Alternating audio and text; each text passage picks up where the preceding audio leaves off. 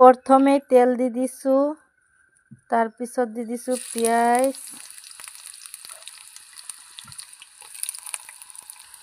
পিঁয়াজটো ভজা হৈ গ'লে তাৰপিছত দি আছোঁ মছলা, তাৰপিছত অলপমান পানী দি আছোঁ মছলাটো ভুনা হ'বলৈ।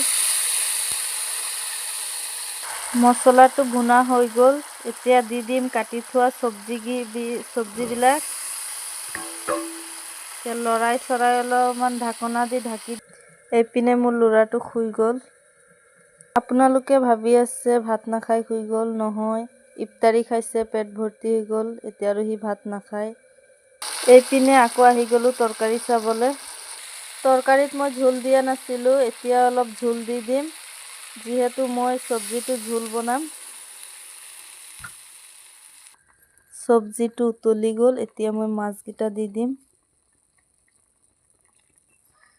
মাছ দিয়াৰ পিছত আৰু অলপ টাইম হ'লেই নমাই দিম।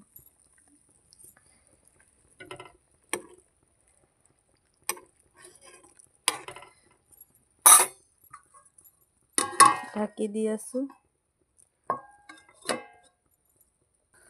ফাইনেলি মোৰ তৰকাৰী হৈ গ'ল।